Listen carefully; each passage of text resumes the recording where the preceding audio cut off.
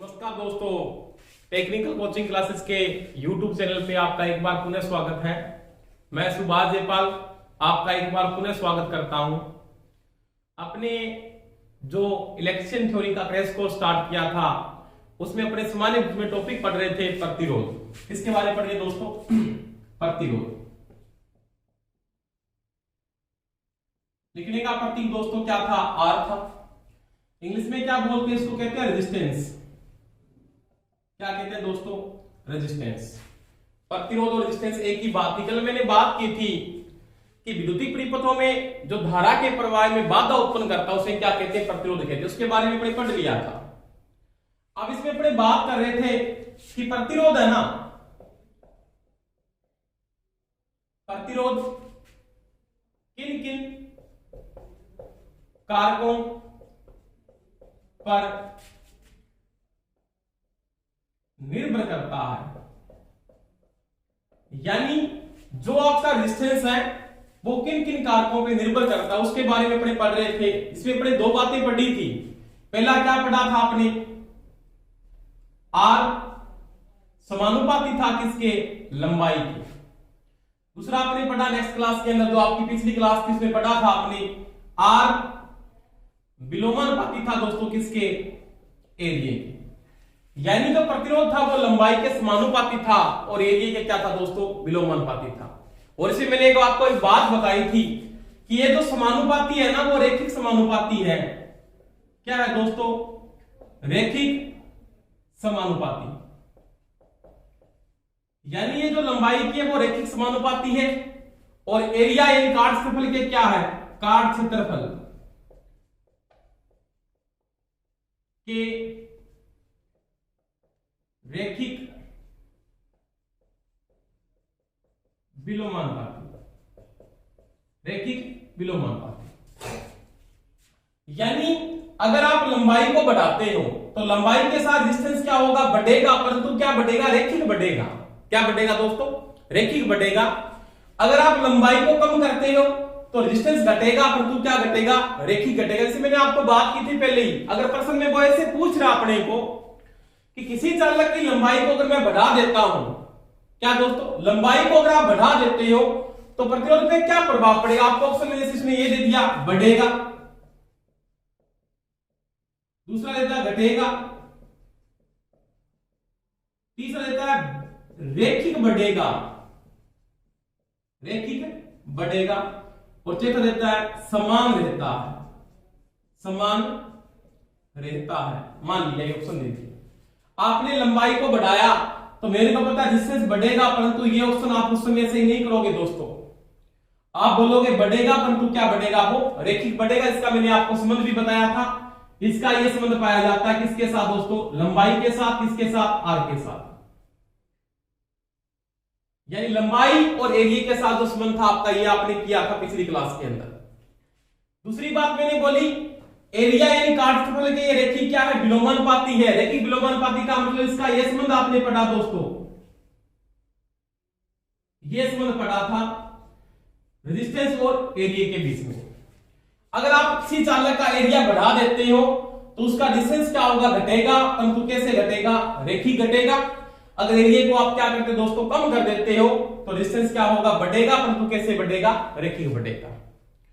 दोनों बातों को आप यूज करने के बाद मैंने आपको कल बात की थी कि आर बराबर मैं लिख सकता हूं समानुपाती के अंदर एल बटा ए। यानी लंबाई के ए क्या है? समानुपाती है और एरिया के दोस्तों क्या है? विलोमानुपाती है। परंतु इसके बाद में आप ओनली फॉर जो प्रश्न है, आप ओनली फॉर थ्योरेटिकल प्रश्नों को हल कर सकते हो, न्यूमेरिकल को आप हल नहीं कर सकते। न्यूमेरिकल को हल करने के लिए आपको जो ये समानुपाती का निशान है, यानी ये जो सिद्धांत है, इसका आपको उपयोग करना पड़ेगा। इसका आपको उपयोग करना पड़ेगा और स्थिरांक के लिए ऐसी चीज को, कांस्टेंट चीज का उपयोग करना पड़ेगा जो स्थिर रहे, इसका मान चेंज ना हो। तो मैंने बात की थी कि प्रतिरोध का किसी चीज पे क्या प्रभाव पड़ता है, तो वो होता पदार्थ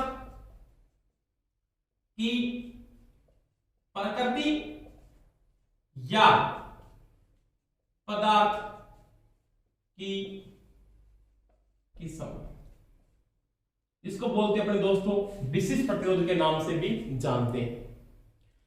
जिसे लिखने का प्रतीक दोस्तों क्या होता है, रो होता है। क्या होता है, रो। ये एक स्थिरांक का उपयोग किया जाता है। स्थिरांक का मूल्य कांस्टेंट है।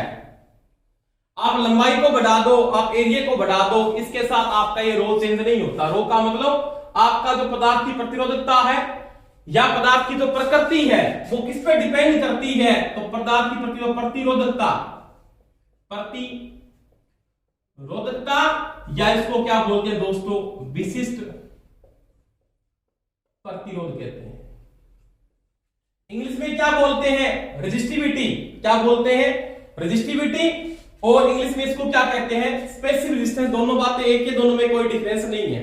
और ये चीज जो डिपेंड करती है वो पदार्थ की प्रकृति या किस्म पर डिपेंड करती है। यानी ये जो रो है इसको पहले आपने क्या किया, कांस्टेंट कर लिया। क्या कर लिया, कांस्टेंट। यानी ये आपके पास क्या है, स्थिर है। जैसे आपने इस चीज को यूज करने के लिए आपने इसके बराबर में आर बराबर आपने बाद में क्या लिखा दोस्तों, आर बराबर आपने लिखा रो एल बटा में ए। अब यहां पे रो क्या है, ये पदार्थ की प्रतिरोधकता को क्या करता है, दर्शाता है। यानी एक बात आती है नॉर्मल सी कि मैं क्या करता हूं, मेरे पास एक धातु की कोई भी एक प्लेट है मान लिया, यानी ये मेरे पास एक धातु का टुकड़ा है, ये वाला।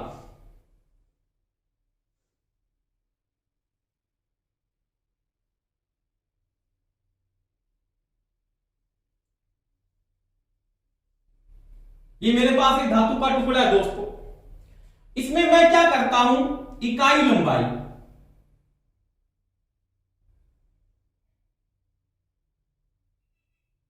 इकाई लंबाई का एक कोई भी टुकड़ा इसके अंदर से काट लेता हूं, जिसकी क्या है दोस्तों, इकाई लंबाई है। इकाई लंबाई का मतलब दोस्तों क्या बात कर रहा है, इकाई का मतलब इसकी लेंथ यहां से लेके यहां तक जो लंबाई है वो मान लिया आपके पास दोस्तों क्या है, 1 मीटर।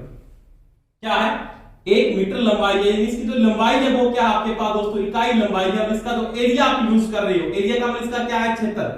यानी इसका जो ये एरिया है, ये एरिया, इकाई लंबाई और इकाई एरिया यानी चौड़ाई इसकी, ये वाली जो चौड़ाई आप यूज कर रहे हो इसकी चौड़ाई, वो भी आपने कितनी यूज की दोस्तों, वो भी आपने 1 मीटर यूज की। इस टुकड़े को काट के मैंने यहाँ पे क्या निकाल लिया, बाहर। जैसे इसकी सिंपल बात करता हूं, इसका टुकड़ा मैंने यहां से बाहर निकाल लिया, टुकड़ा निकाला मैंने बाहर, ये टुकड़ा यूज किया। इसमें क्या थी दोस्तों, इकाई लंबाई थी और इकाई उसका क्या था, एरिया था। इकाई लंबाई इकाई एरिया यानी 1 मीटर की लंबाई थी, 1 मीटर उसकी क्या थी, चौड़ाई थी। इसका मतलब आप एरिया को इसका जो डिपेंड करो, एरिया बराबर यहां पे क्या लिखा जाएगा, लंबाई गुणा में चौड़ाई। तो जब भी आप क्या करते हो, इकाई लंबाई यानी आप यहां पे क्या लिखोगे, R इक्वल टू रो। लंबाई दोस्तों आपके पास क्या है, 1 मीटर है। एरिया भी आपके पास क्या है, 1 मीटर है। तो आपके पास जो रेजिस्टेंस की वैल्यू आ रही है, अभी आपके पास रेजिस्टेंस का कुछ ना कुछ मान आ रहा है, वो क्या कहलाएगा दोस्तों, वो कहलाएगा आपका विशिष्ट प्रतिरोध।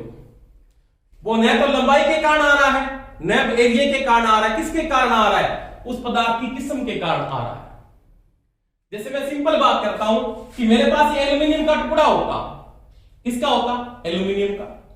अगर एल्यूमिनियम का टुकड़ा मैं यहां पे लेके चलता तो उसकी इकाई लंबाई और इकाई एरिया के बीच में जो डिस्टेंस को मैं मापता तो उसका जो रो आता है एल्यूमिनियम का दोस्तों, तो रो का मान एल्यूमिनियम का सभी को पता है कितना होता है, 2.86 इंटू 2.86 आप लिख सकते हो माइक्रो ओम सेकेंड। ये किसकी रेजिस्टिविटी है, एल्यूमिनियम की। किसके दोस्तों, एल्यूमिनियम की। अगर मेरे पास ये टुकड़ा किसका होता, कॉपर, किसका होता दोस्तों, कॉपर। अगर ये टुकड़ा मेरे पास अगर कॉपर का होता तो इसकी तो मैं रेजिस्टिविटी को अगर नोट करता तो मेरे पास कॉपर की रेजिस्टिविटी जब आती, यानी तांबे का मैं क्या करता, ये जैसे मेरे पास प्लेट तांबे की थी मान लिया, और उसमें इकाई लंबाई और उसका इकाई एरिया जब लेके चलता तो उसका जो आर आता उस समय अलग आता, उस आर की वैल्यू क्या आती दोस्तों, तो सभी को पता है कॉपर की जो रेजिस्टिविटी है, यानी कॉपर का जो रो होता है ना, वो होता है 1.72 माइक्रो ओम सेकेंड। अगर आप किसको लेके चलते, मान लिया यहां पे एल्यूमिनियम आपके पास आपने ले लिया, आप सिल्वर को लेके चलते, सिल्वर का मतलब आप किसको लेके चलते दोस्तों, चांदी को लेके चलते, तो दोस्तों चांदी की जो रेजिस्टिविटी होती है वो सभी को पता है 1.64 माइक्रो ओम सेमी। ये मैंने इकाइयां जो लिखाई है दोस्तों ओम सेमी में लिखाई है, ओम मीटर में नहीं लिखाई है। अगर आप ओम मीटर में कन्वर्ट करना चाहते तो ओम मीटर में इसका मान क्या होगा, और कम हो जाएगा। तो वही बात आप ओम मीटर में ले रहे हो, ओम सेमी में ले रहे हो, वो आप आगे बातें करेंगे इसके बारे में। तो वही बात है, ये जो चीज है ना, ये चीज सभी का जो रेजिस्टेंस आ रहा है यानी इकाई लंबाई, मैंने इसी भी इकाई लंबाई यूज की, पहले मैंने किसकी की, एल्यूमिनियम का मैंने नोट किया, लंबाई का एरिया मैंने एक लिया, इकाई का मतलब आपको एक इकाई लेनी, जैसे सिंपल है 1 मीटर लो। अगर आप लंबाई 5 मीटर ले रहे हो तो एरिया भी 5 मीटर होना चाहिए। तो क्या होगा, 5/5 कट जाएगा आपसे, फिर भी आर का मान आ रहा है, किसके कारण आ रहा है दोस्तों, रो के कारण आ रहा है। अगर आप 10 मीटर की लंबाई लोगे तो उसका एरिया भी आपको 10 मीटर ही लेना पड़ेगा, यानी इकाई का मान दोनों की वैल्यू इक्वलमेंट में होनी चाहिए। और फिर जो आर का मान आ रहा है वो उसकी क्या है, प्रतिरोधकता, या उसकी क्या कहलाती है दोस्तों, रेजिस्टिविटी कहलाती है। अब ये जो रेजिस्टिविटी है ये कांस्टेंट है, यानी प्रत्येक पदार्थ की क्या है वो स्थिर होती है। जैसे कॉपर की अलग आती है, कॉपर की आपके पास अलग है, चांदी की आपके पास अलग है, और आपके पास एल्यूमिनियम की क्या है आपके पास अलग है। और सभी पदार्थों की जो रेजिस्टिविटी निर्धारित की जाती है दोस्तों वो की जाती है 20 डिग्री सेंटीग्रेड पर, 20 डिग्री सेंटीग्रेड पे। आगे मैं इसकी बात करूंगा क्योंकि जब तापमान चेंज होता है तो रेजिस्टेंस पे प्रभाव पड़ता है, उसके बारे में अपने बात पढ़ेंगे इसकी। तो वही बात है दोस्तों कि आपके पास जो आर बराबर मैंने लिखा है रो एल बटा में ए होता है, रो एल बटा में ए होता है। तो वो बात है, ये जो रेजिस्टिविटी है ये किस पे निर्भर करती है। अब अपने को यहां पे वो ये पूछ लेता है तो ये किस पे निर्भर करती है, पदार्थ की किस्म पे डिपेंड करती है। जैसे मैंने एक टुकड़ा जब किसका लिया, एल्यूमिनियम का लिया, तो उसके पास ये रेजिस्टिविटी आती है दोस्तों। आपने जब कॉपर का लिया तो आपके पास ये कंडीशन आती है, कॉपर की ये आ जाती है। आपने चांदी का लिया तो ये आ जाती है। तभी तो आपने ये बोलते हैं ना, इलेक्ट्रिसिटी के आधार पे विद्युत का सबसे अच्छा चालक कौन है, तो वो क्या है दोस्तों, चांदी। चांदी यानी दोस्तों क्या है, सिल्वर। विद्युत का सबसे अच्छा चालक है, क्यों है, उसकी रेजिस्टिविटी सबसे क्या आती है दोस्तों, कम आती है। परंतु चांदी को आप ज्यादा यूज नहीं कर सकते कंडक्टर के अंदर, क्यों, चांदी क्या है दोस्तों, महंगी है। तो आप ज्यादा आजकल किसको यूज करें, या तो कॉपर को यूज करें या किसको यूज करें दोस्तों, एल्यूमिनियम का उपयोग किया जा रहा है। तो वही बात है। तीसरी बात जो डिपेंड करेगा, जिन पदार्थों की रेजिस्टिविटी ज्यादा है उसका आर क्या होगा, ज्यादा होगा, और जिन पदार्थों की रेजिस्टिविटी कम है उनका आर भी क्या होगा, कम होगा। इसका मतलब ध्यान रहे तीसरी बात के अंदर आर समानुपाती है किसके दोस्तों, रो के। और ये भी दोस्तों क्या होता है, रेखिक समानुपाती। क्या होता है दोस्तों, ये भी इसके रेखिक क्या है, समानुपाती है। यानी जब आपकी रेजिस्टिविटी बढ़ेगी तो ये आर भी क्या होगा, बढ़ेगा, और जब रेजिस्टिविटी क्या होगी, कम होगी, तो आपका आर भी दोस्तों क्या होगा, कम होगा।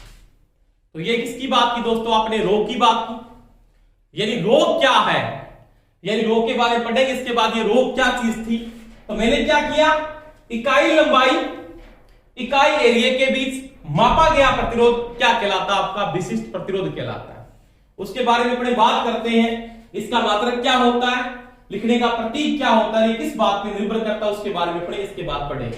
देखो यहां पे दो बातें आपको ध्यान रखनी है। पहली बात मैंने यहां पे की, लंबाई के प्रतिरोध रेखिक समानुपाती होता है, एरिया के रेजिस्टेंस रेखिक क्या होता है, विलोमानुपाती होता है, और यह पदार्थ की किस्म पे डिपेंड करता है।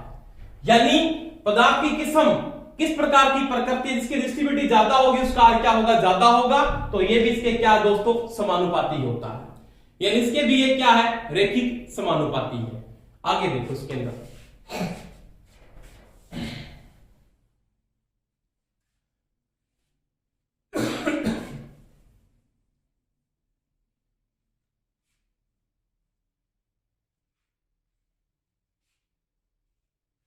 अब देखो, इसके बाद देखो बात मैंने बात की थी विशिष्ट प्रतिरोध, या इसको बोलते हैं दोस्तों प्रतिरोध।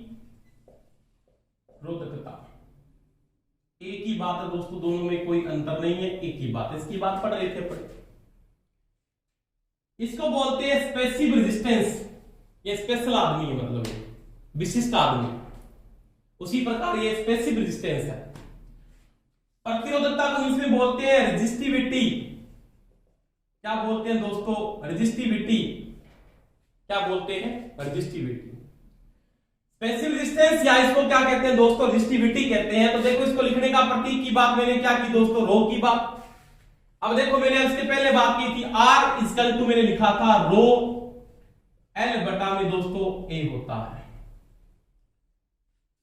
समझ में आ गई मेरी बात? लंबाई के समानुपाती, एरिया के विलोमानुपाती, विशिष्ट प्रतिरोध के भी समानुपाती। तीन मुख्य बातों पे डिपेंड करता है। चौथी बात मैं और भी करूंगा, तापमान। बहुत इंपॉर्टेंट बात है वो, उसके बारे में पहले आगे पढ़ेंगे भी। एनटीसी और पीटीसी के बारे में पढ़ा होगा आपने, उसके बारे में पढ़ेंगे अपने टॉपिक।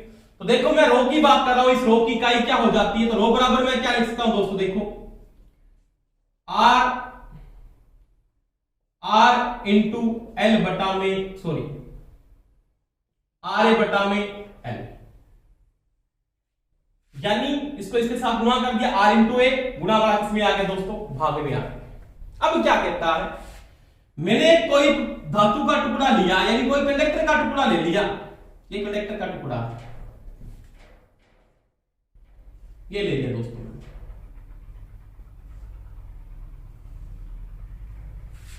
इसके पास मैंने क्या किया? इकाई लंबाई और इकाई एरिया है इसका। क्या है दोस्तों?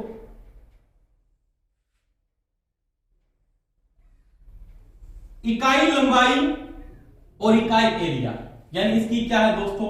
इकाई। इकाई को क्या है इसका? एरिया। और इकाई क्या है दोस्तों? तो वो है लंबाई। उन दोनों के बीच में जब मैं एक वोल्टमीटर ओमीटर को लगाता हूं, सॉरी इसको लगाता हूं, ओमीटर को लगाता हूं। अब देखो इकाई एरिया का मतलब आपने क्या लिया? एरिया 5 मीटर स्क्वायर का लिया। समझ में आ गई मेरी बात? लंबाई भी आपने क्या ली दोस्तों? 5 मीटर ली। फिर आपने लिखा रो बराबर क्या लिखा दोस्तों? तो रो बराबर आपने लिखा R इंटू एरिया क्या है? 5, लंबाई क्या है दोस्तों? 5। तो 5 से 5 कट गया, फिर भी क्या होगा? R का मान। अब इकाई एरिया और इकाई लंबाई के बीच जो प्रतिरोध मापा जाता है उसे दोस्तों क्या बोलते हैं? विशिष्ट। क्या बोलते हैं दोस्तों? विशिष्ट प्रतिरोध, या बोलते हैं पदार्थ की प्रतिरोधकता, यानी स्पेसिफिक रेजिस्टेंस, या बोलते हैं दोस्तों रेजिस्टिविटी। आजकल इस नाम का ज्यादा यूज कर रहे हैं। तो वही बात है कि ये किस पे डिपेंड कर रही है? तो मैंने कहा ये किस्म पे डिपेंड कर रही है। लंबाई एरिया तो आपने क्रॉस कर लिया, आपस में किस्म पे डिपेंड करती है। बहुत बार प्रश्न आता है कि प्रतिरोधकता किस बात पे निर्भर करती है, तो आपको एक उत्तर देना, पदार्थ की किस्म। पदार्थ की किस्म या प्रकृति, यानी पदार्थ की किस्म या प्रकृति पे कौन डिपेंड करता है? रो करता है। प्रतिरोध किस पे डिपेंड करता है? लंबाई पे करता है, एरिया पे करता है, पदार्थ की किस्म पे करता है, तापमान पे भी करता है। तो ध्यान रखना दोस्तों कि पदार्थ की किस्म पे डिपेंड करती है कौन? रेजिस्टिविटी। परंतु प्रतिरोधकता पूछ रहा है वो अलग चीज है, और रेजिस्टिविटी क्या है आपके पास? अलग चीज है। पदार्थ की आप रेजिस्टिविटी बदल नहीं सकते। जैसे कॉपर की रेजिस्टिविटी फिक्स है आपके पास, कॉपर तो कॉपर है, उसकी रेजिस्टिविटी फिक्स है आपके पास। तो मैंने बोला 1.72 माइक्रोन सेमी।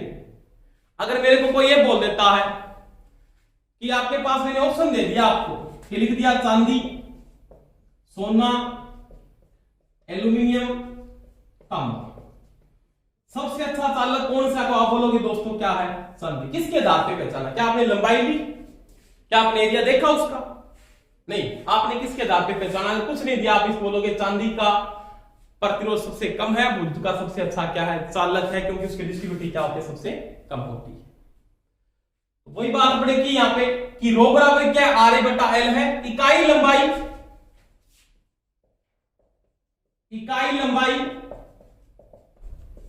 व इकाई काट क्षेत्रफल के बीच मापा गया प्रतिरोध क्या कहलाता है दोस्तों? विशिष्ट प्रतिरोध कहलाता है।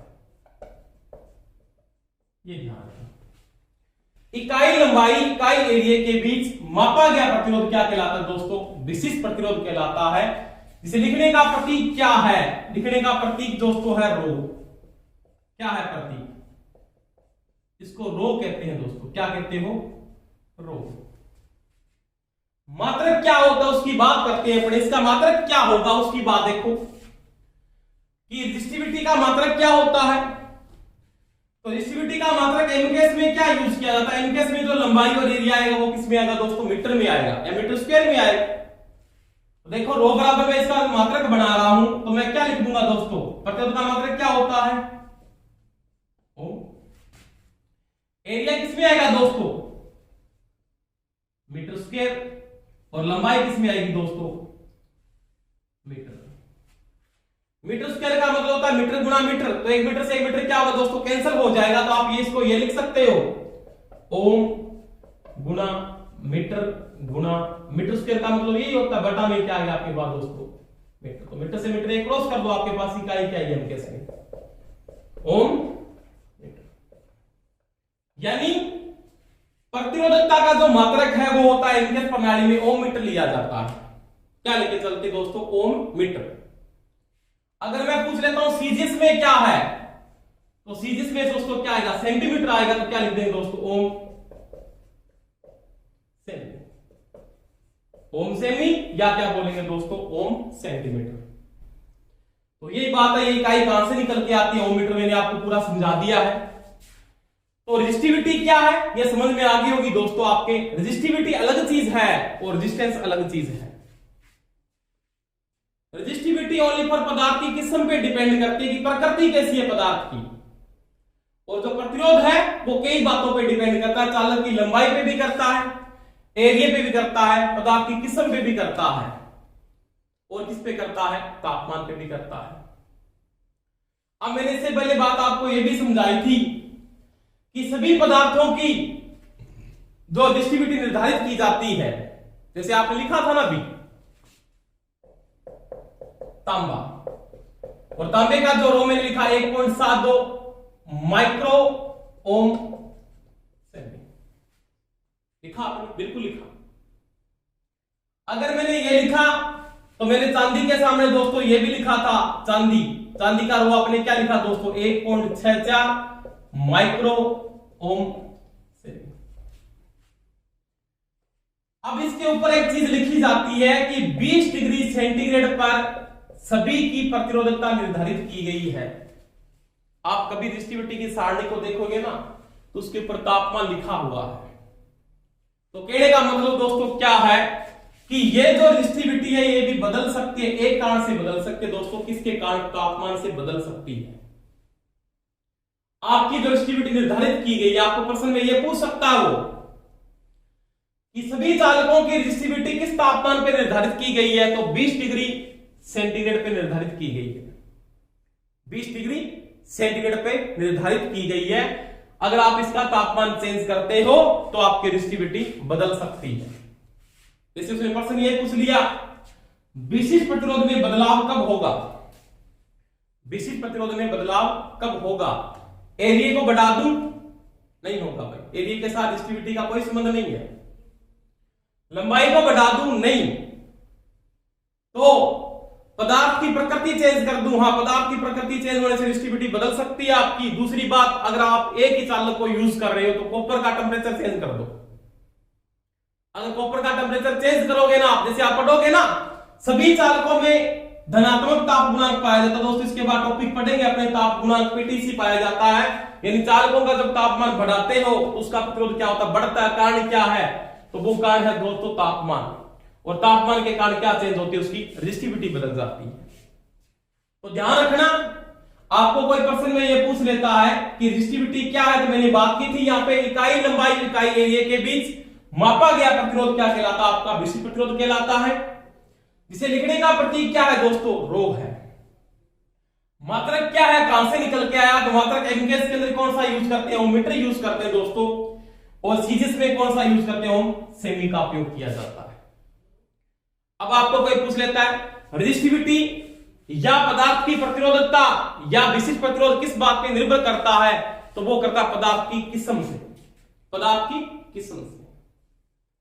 अब कहता है कि रेजिस्टिविटी बदल सकती है। हां, बदल सकती है तापमान से। जब तापमान से रेजिस्टिविटी बदलती है तो रेजिस्टेंस भी क्या होता है दोस्तों? बदलता है। तो चौथा कारण अपने जो पढ़ेंगे वो पढ़ेंगे तापमान के बारे में, कि टेंपरेचर का रेजिस्टेंस पे क्या इफेक्ट है, कि टेंपरेचर बदलने से रेजिस्टेंस पे क्या प्रभाव पड़ता है, उसके बारे में पढ़ेंगे। कि टेंपरेचर आप चेंज कर रहे हो तो उसके कारण रेजिस्टेंस पे क्या प्रभाव पड़ रहा है, तो उसके बारे में दोस्तों क्या पढ़ते हैं। तो ये बात किसकी की आपने? विशिष्ट प्रतिरोध की बात की। इसे लिखने का प्रतीक मैंने कहा था जी रो होता है। मात्रक आपने पढ़ लिया, एमकेएस और सीजीएस में दोनों में मात्रक आपने पढ़ लिए है, दोनों मात्राओं की बात आपने कर ली है। ठीक है, तो ये आपने किसके बारे में पढ़ लिया? रेजिस्टिविटी के बारे में पढ़ा। आगे बात करते हैं पढ़ेंगे कि प्रश्न कैसे पूछ लेता है, क्वेश्चन कैसे आते हैं वो देखो। आपको मैं थ्योरेटिकल और न्यूमेरिकल क्वेश्चन दोनों के दोनों साथ साथ में करवाऊंगा। कोई समस्या है तो मेरे को बताते रहना, कमेंट करते रहना, इसमें सब समस्या आ रही है हमारे समझ में नहीं आया तो आपको नेक्स्ट क्लास के अंदर बता दिया जाएगा। कोई दिक्कत हो तो बता देना। अब देखो, आपने दो बातें पढ़ी, प्रतिरोध, उसके साथ दूसरा क्या पढ़ा आपने? विशिष्ट प्रतिरोध, विशिष्ट प्रतिरोध। इसको लिखने का प्रतीक दोस्तों क्या होता है? आर। इसे लिखने का प्रतीक दोस्तों क्या होता है? रो। इसका मात्रक ओम, इसका मात्रक ओम मीटर एमकेएस में, सीजीएस में ओम सेमी। ये मैंने बात की किन किन बातों पे डिपेंड करता है, तो तीन बातें पढ़ ली थी, लंबाई, एरिया और विशिष्ट पदार्थ की किस्म। तीनों पे ये डिपेंड करता है। लंबाई पे ये डिपेंड करता है, एरिया पे डिपेंड करता है और ये रो पे भी डिपेंड करता है। तीन बातें हो चुकी, एक बात और करेंगे तापमान की, जो आगे पढ़ेंगे टॉपिक में, नेक्स्ट टॉपिक में जो पढ़ेंगे, जो तापमान टॉपिक आएगा इसके बाद पढ़ेंगे वो पढ़े। और चौथी बात, इसमें ऑप्शन तापमान भी दे सकता है, परंतु ये किस पे निर्भर करता था? इसमें आपने पास ऑप्शन एक ही आएगा, पदार्थ की किस्म, पदार्थ की किस्म या प्रकृति। ये ध्यान रखना, बहुत बार प्रश्न आ जाता, बहुत प्रश्न आया ये। पिछली ऑर्डिनेंस व्यक्ति की भर्ती में प्रश्न पूछा था ये कि प्रतिरोधकता निम्न में से प्रतिरोधकता निर्भर करती है। उसमें ऑप्शन दिया था लंबाई, एरिया, पदार्थ की किस्म, प्रयुक्त सभी। बहुत से बच्चे प्रयुक्त सभी करके आए थे, नहीं, वो करता है पदार्थ की किस्म या प्रकृति पे करता है। अगर वो रेजिस्टेंस का पूछता फिर मैं प्रयुक्त सभी करता। ये दोस्तों ध्यान रखना।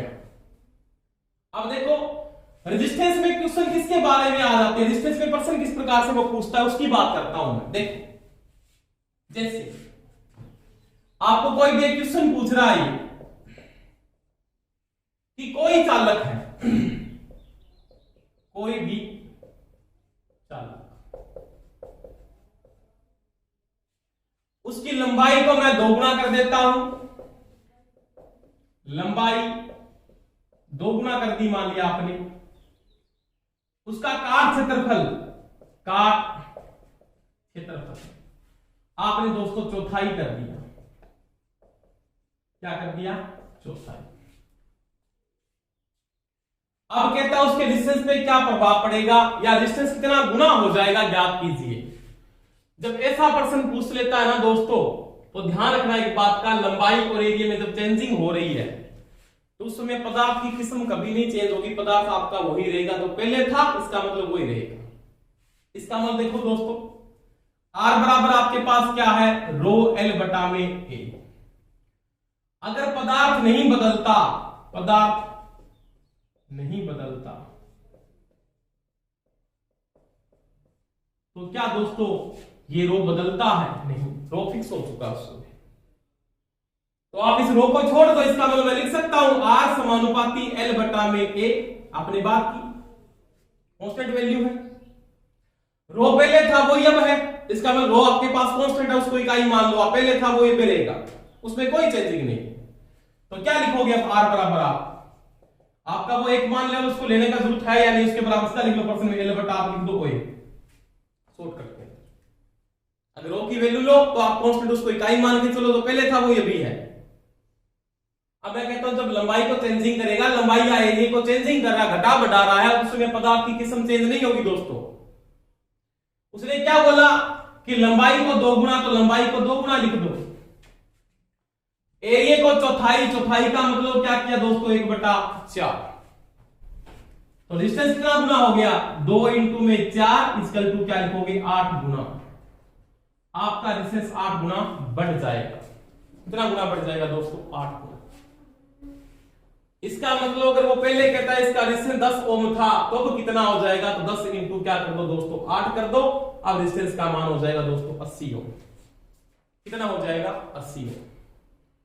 तो ये प्रश्न पूछ सकता है वो कि चालक की लंबाई को मैं घटा रहा हूं या मैं बढ़ा रहा हूं। जैसे चालक की लंबाई में आप बदलाव करते हो तो उसके साथ डिस्टेंस में भी क्या होता है, बदलाव हो जाता है। अगर आप एरिया चेंज कर रहे हो तो एरिया के साथ भी डिस्टेंस क्या होता है, बदलता है। परंतु जब लंबाई को घटाया या बढ़ाया जाता है उस समय पदार्थ नहीं बदलता, पदार्थ आपका वही रहता है, जो पहले था वो ये बढ़ेगा। जैसे मैंने कहा बोला प्रश्न में, एक चालक की लंबाई को बढ़ाकर 2 गुना कर दे, डिस्टेंस कितना हो जाएगा 2 गुना हो जाएगा। 3 गुना कर दे लंबाई को 3 गुना हो जाएगा। 4 गुना कर दे तो कितना हो जाएगा दोस्तों 4 गुना हो जाएगा।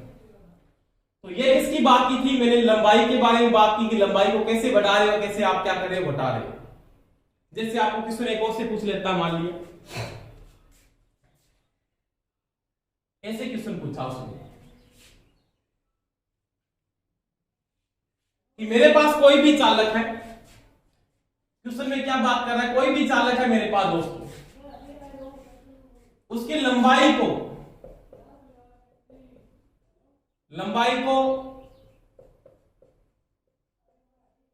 4 गुना करता हूं। लंबाई को मैंने 4 गुना कर दिया। अगर मैं लंबाई को 4 गुना करता हूं, लंबाई को अगर मैं क्या करता हूं 4 गुना करता हूं, अगर मैं लंबाई को 4 गुना करता हूं, उसका प्रश्न पूछ रहा है लंबाई को आपने 4 गुना कर दिया, डिस्टेंस कितना होगा 4 गुना बढ़ जाएगा। आपके पास प्रश्न ऐसे भी पूछ लेता है, जैसे आपको पता है एरिया के साथ किसका संबंध है, एरिया बराबर आपको पता है पाई आर स्क्वायर होता है। क्या होता है पाई आर स्क्वायर।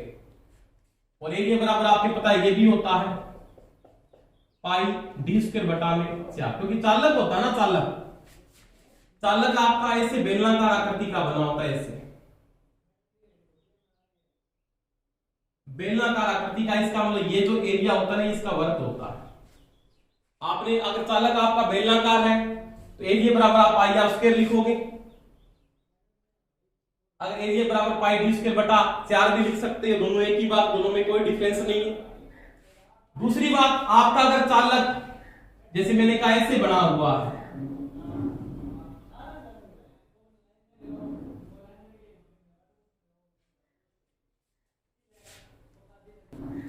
जैसे आपके पास ये जो चालक है ये आयताकार आकृति का जैसे ऐसे बना हुआ है, तो इसका एरिया दोस्तों क्या होता है सभी को पता है, लंबाई गुना में लंबाई इंटू में चौड़ाई। तो फिर आप ये ले लोगे। परंतु लगभग जो कंडक्टर सारे के सारे किस आकृति के बने होते हैं, बेलनाकार। तो एरिया में ज्यादा क्या यूज करते हैं, पाई आर स्क्वायर या area equal to pi D square बटा में 4 का उपयोग किया जाता है। जैसे आगे देखो इसमें, अब क्वेश्चन में ये भी बन जाता है, जैसे इसको r बराबर में ये भी लिख सकता हूं दोस्तों, r बराबर में ये लिख सकता हूं रो l बटा में पाई आर स्क्वायर। एरिया की जगह आप ये समझ लिख सकते हो,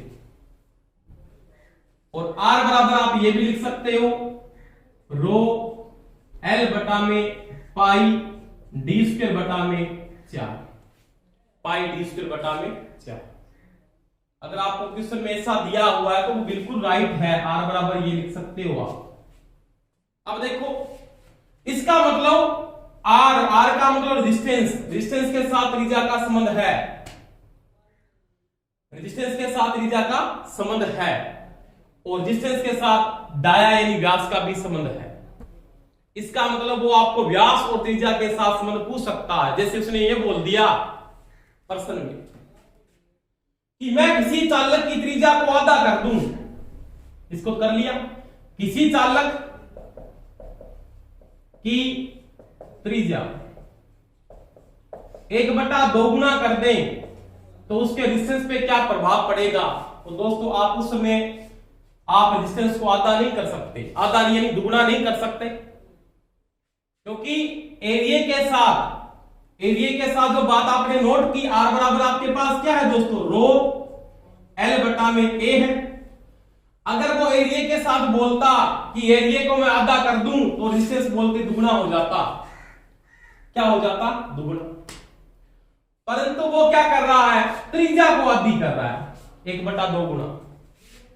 और जब त्रिज्या 1/2 गुना होगी तो रेजिस्टेंस क्या होगा? उसके साथ स्क्वायर में संबंध रखता है। क्या रखता है? स्क्वायर। यानी समानुपाती में आप ये लिख सकते हो R समानुपाती 1/r², क्योंकि ये पाई पहले भी लगा था, अब भी लगा। और R बराबर आप ये भी लिख सकते हो 1/d²। इसका मतलब त्रिज्या और व्यास के साथ कभी भी जब प्रश्न पूछे आपको, जब आप त्रिज्या को 2 गुनी करोगे तो रेजिस्टेंस 4 गुना क्या होगा? घटेगा। इसको आधा करोगे तो ये 4 गुना बढ़ेगा। तो त्रिज्या और डाया के साथ अगर प्रश्न पूछ रहा है तो वर्ग में बढ़ेगा और वर्ग में क्या होगा? कम होगा। ये वर्ग के विलोमानुपाती है दोस्तों, और ये भी वर्ग के विलोमानुपाती है। और ये जो चीजें मैंने पाई को हटा के यहां पे लिखा है, और ये π/4 जो मैंने हटा के लिखा है, ये कांस्टेंट है, ये स्थिर है आपके। इस प्रकार से रो है, क्योंकि सूत्र में ये भी यूज हुआ है यहाँ पे। ये आपके पास पाई पहले भी यूज हुआ था, अब भी यूज हो रहा है। π/4 पहले भी यूज हो रहा था, अब भी यूज हो रहा है। तो चेंज क्या हो रहा है? ओनली फॉर डी चेंज हो रहा है, और या क्या चेंज हो रहा है आपका दोस्तों? आर चेंज हो रहा है। अगर प्रश्न त्रिज्या के साथ आता है आपको, जैसे उसने ये बोला कि चालक की त्रिज्या को आधा कर दे तो उसके प्रतिरोध पे क्या प्रभाव पड़ेगा? तो उत्तर क्या आएगा आपका? रेजिस्टेंस है ना, तो रेजिस्टेंस वो 4 गुना हो जाएगा। कितना गुना? 4 गुना, क्योंकि 1/2 का स्क्वायर 1/4 और 4 बाद में ऊपर चला जाएगा। इसका रेजिस्टेंस क्या होगा? 4 गुना बढ़ जाएगा। अगर मैं डाया के साथ बोलूं कि व्यास को 3 गुना कर दें, आप क्या कर दिया? व्यास को 3 गुना, और 3 का स्क्वायर क्या होता दोस्तों? 3 का स्क्वायर क्या होता है? 9। इसका रेजिस्टेंस क्या हो जाएगा? 1/9 गुना। पहले से 1/9 गुना हो जाएगा। तो ध्यान रखना दोस्तों कि ये त्रिज्या और व्यास के साथ जब प्रश्न को पूछ लेता है ना, तो वो वर्ग में बढ़ेगा, और वर्ग में क्या होता है? कम होता है, क्योंकि त्रिज्या और व्यास का जो एरिया के साथ संबंध है वो क्या है? वर्ग में है। क्या है? वर्ग में। तो आप ऐसे मत कर देना कि आपकी चालक में त्रिज्या को आधा करके आप रेजिस्टेंस को क्या कर दो? दुगुना कर दो। ऐसा नहीं। जब त्रिज्या आधी होगी तो रेजिस्टेंस क्या होगा? 4 गुना। तो ये बातें आपको ध्यान रखनी है कि एरिया के साथ रेजिस्टेंस का क्या संबंध है, त्रिज्या के साथ रेजिस्टेंस का क्या संबंध है। त्रिज्या के साथ वर्ग में संबंध है, त्रिज्या के साथ ये वर्ग में विलोमानुपाती है, और डाया के साथ भी ये वर्ग में विलोमानुपाती है, क्योंकि एरिया त्रिज्या के वर्ग के समानुपाती है और डाया भी ये वर्ग के समानुपाती है। तो ये बातें अपने को ध्यान रखनी है। तो ये मैंने बात बताई आपको त्रिज्या और एरिया के बारे में, क्वेश्चन पर्सन को पूछ सकता हो। तो ये तो नॉर्मल बातें हैं, जैसे लंबाई को बढ़ा दिया, व्यास को कम कर दिया, त्रिज्या को कम कर दिया, त्रिज्या को बढ़ा दिया, ऐसे प्रश्न पूछ लेता तो आप प्रश्न को कर दोगे। अगर वो न्यूमेरिकल में पूछेगा तो अपने न्यूमेरिकल में कर देंगे, कोई समस्या नहीं आएगी। थ्योरेटिकल में पूछेगा तो अपने थ्योरेटिकल में उसको हल कर देंगे। अब यहाँ पे प्रश्न सीधा बोल रहा है लंबाई को दुगुना कर दिया। इसके बाद प्रश्न आप कैसे भी आते हैं कि चालक को खींचा जाता, फिर आपकी कंडीशन चेंज हो जाएगी। अभी तो अपने 1 नंबर कंडीशन पे हैं, इसके बाद कंडीशन आपकी फिर चेंज हो जाएगी कि चालक को खींचकर लंबाई को दुगुना करते हैं। फिर अपने पास कंडीशन बदल जाएगी दोस्तों कि जब आप चालक को खींचकर लंबाई को दोगुना करते हो ना, तो फिर रेजिस्टेंस आपका दोगुना नहीं होता, खींचने पर नहीं होता। अगर सीधा बोल रहा प्रश्न में लंबाई को दुगुना कर दे तो बोलूंगा रेजिस्टेंस दुगुना होगा। अगर खींच के करता है तो रेजिस्टेंस क्या होगा दोस्तों? 2 गुना करने पर लंबाई रेजिस्टेंस 4 गुना हो जाता है। वो इसके बाद टॉपिक में पढ़ेंगे अपन। अब एक बात और बता रहा हूं, देखो एक क्वेश्चन करवाता हूं।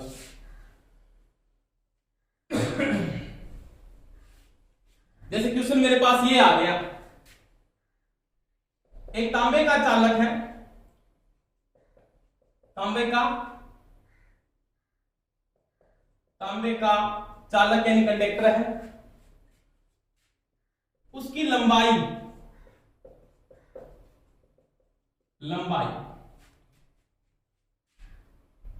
2/3 करता हूं, 2/3 करता हूं, वह उसकी त्रिज्या 1/3 करता हूं, 1/3 करता हूं। अगर पहले प्रतिरोध